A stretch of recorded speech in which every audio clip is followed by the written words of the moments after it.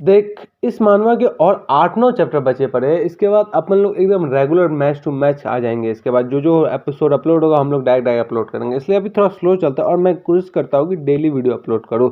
तो चलिए अपना वीडियो स्टार्ट करते हैं। तो हे गाइस, आ गए अपन वापस लेवल अप इन पास्ट के एपिसोड 72 को लेकर। जैसा कि लास्ट एपिसोड में अपन लोगों ने देखा था कि योसंग अल्बोंगदो को मारने के लिए उस मियामोटो का तलवार लेकर उसमें हमला करने चला जाता है। अब एपिसोड 72 के स्टार्टिंग में सीन दिखाया जाता है जहाँ पे योसंग हाफ रहा होता है और वहाँ पे वो अल्बोंगदो को नहीं मार के उसके साइड में मारा होता है। और योसंग भी मन में सोच रहा होता है क्या कि अगर मैं इस हेवनली डिमन को अभी मार दूँ तो जो कि फ्यूचर में होने वाला है वो होगा ही नहीं, जिसकी वजह से मेरा जो स्क्वाड का मेंबर, मेरा फ्रेंड, सेंटर फ्रेंड, सब चीज़ सेफ हो जाएगा। लेकिन क्या होगा ऐसा केस कि जो वॉर पास्ट में हुआ था वो फ्यूचर में हो ही ना, क्या ही होगा, ये सब सोच रहा होता है। सोचते सोचते बहुत ज़्यादा परेशान हो रहा होता है और तलवार को फेंक के वापस से बैठ के सोच रहा होता है।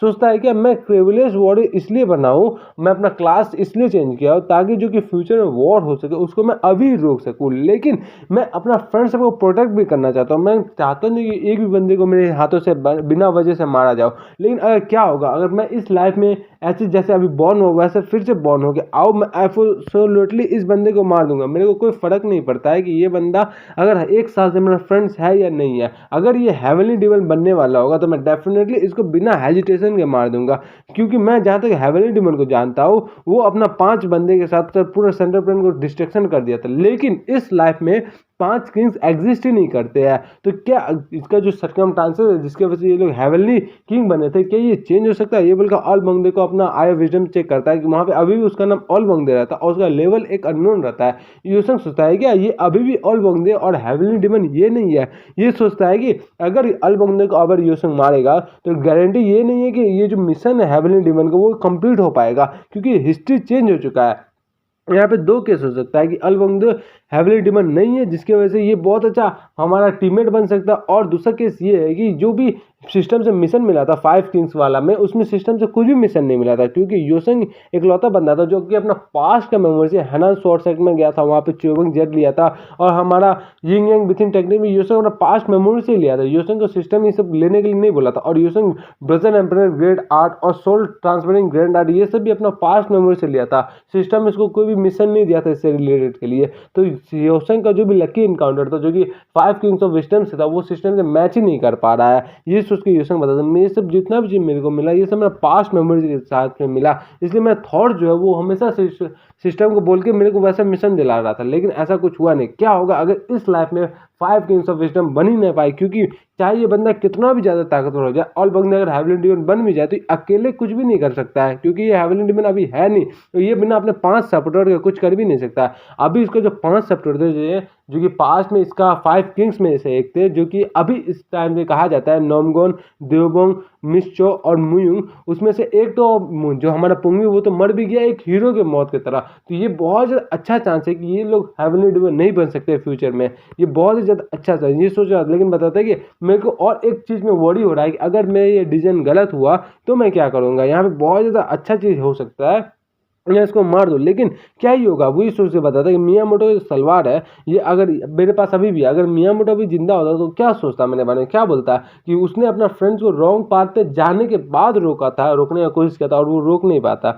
लेकिन तुम्हारा फ्रेंड जो कि अभी तक रॉन्ग पाथ पे गया नहीं है, वॉर स्टार्ट नहीं किया, उसकी वजह से कुछ हुआ भी नहीं है, और वो तुम्हारा फ्रेंड्स एक अनकॉन्शियस होकर वहाँ पे बेड पे सोया हुआ और उस टाइम पे तुम उसको मारने की कोशिश करो, ये क्या मतलब हो गया। और योसंग यही सोच रहा था, परेशान हो रहा था। बताता है क्या मेरे को प्राइवेट टीओ की वजह से पता चला कि मेरा जो पास्ट लाइफ है और ये लाइफ में बहुत ज़्यादा अंतर आ चुका है। जो कि पास्ट लाइफ में हुआ था वो इस लाइफ में नहीं हो सकता, क्योंकि पास्ट लाइफ में मियामोटो आया ही नहीं था, गॉड ऑफ डिजास्टर बन गया। लेकिन इस लाइफ में आया है, तो ऐसा हो सकता है कि हेवनली किंग भी इस लाइफ में नहीं आए। हेवनली किंग और सब 5 जो किंग्स थे वो पास्ट लाइफ में इसलिए आए थे क्योंकि वहाँ पे वॉर हुआ था, और इस केस में वॉर तो अभी तक हुआ नहीं है और वॉर होने में भी टाइम है, क्योंकि war of northern sea palace में और great war of blue sea में भी टाइम है। और हेवनली डिमन के पास जो प्रीवियस लाइफ था वो अभी क्लोजेस्ट कैंडिडेट ऑलबोंगदे नहीं है बनने के लिए, क्योंकि ऑलबोंगदे के पास अभी वॉर नहीं हो सकता है। ये बोल के यूसुफ बहुत ज़्यादा परेशान होकर सोच रहा होता है क्या मैं भी बहुत ज़्यादा टेंशन में हूँ, क्योंकि अलबंदे एक मौता बंदा है जो कि स्ट्रांग बना ताकि हम लोग का हेल्प कर सके, इसलिए अपना जान को लाइफ में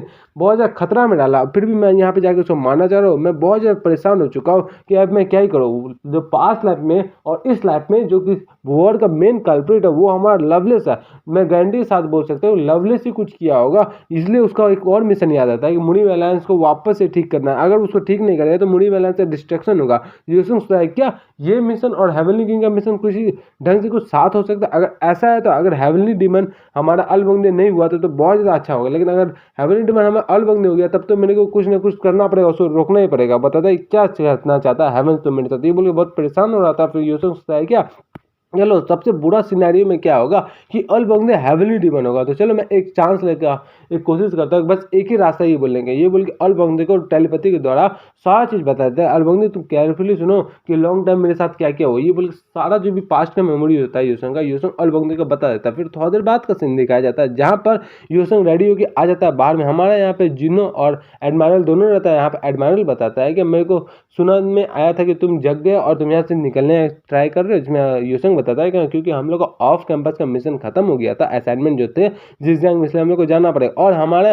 जो मास्टर जिनो है, आप यहाँ पे क्या ही कर रहे हैं? जिसमें हमारा जिनो बताता है कि तुमको क्या लगता है जो कि मेरा one of the student first division का यहाँ पे बेहोश पड़ा रहेगा तो मैं उसको छोड़ के ऐसे कैसे चला जाऊंगा? मैं तुम्हारा टीचर हूँ, मैं तुमको छोड़ के नहीं जा सकता हूँ ना। जिसमें हमारा यूसंग बताता है क्या आप सीधा सीधा बोलिए ना, आप यहाँ पे ड्रिंक करने के लिए आए। हमारा जिनो भी हैरान हो जाता है, बताता है क्या मतलब। आगे बताता है यूसंग कि मेरे को पता है आप और आप दोनों ड्रिंक के मामले में बहुत ज़्यादा हैवी ड्रिंक करा, और आपको पता है इस जगह रीजन का जो ड्रिंक है बहुत ज़्यादा फेमस है। मेरे को लगता है आप दोनों 100% ड्रिंक करने के लिए आए, लेकिन उसके अलावा मेरे को ज़्यादा परफेक्टली नहीं, मैं बस यहाँ पे एक चीज़ कहना चाहता हूँ कि प्लीज़ मेरे को आप ट्रेन कीजिए। और यूसंग मन में सोचता है क्या कि मैं 45 लेवल से तो 66 लेवल तक ऐसे ही आ गया इस जिगजैग में, लेकिन 60 लेवल के बाद मेरे को बहुत ज़्यादा दिक्कत हो रहा है ग्रो करने में। मेरे को यहाँ से ट्रेनिंग चाहिए, क्योंकि मेरे को पता है लवलेस के अलावा जो योंगचो और उसका जो लवलेस का डिसाइपल है बुद्धिस्ट, वो बहुत से स्ट्रांग बनना स्टार्ट कर दिया होगा। और मेरे को अलावा जो अलबंदे वो भी हमारा 10,000 year old man face spider का पॉइजन को कलेक्ट करने के बाद वो भी बहुत ज़्यादा स्ट्रांग बना, वो भी मेरे को सरपास कर लिया। उसका लेवल गारंटी के साथ मैं बोलता हूँ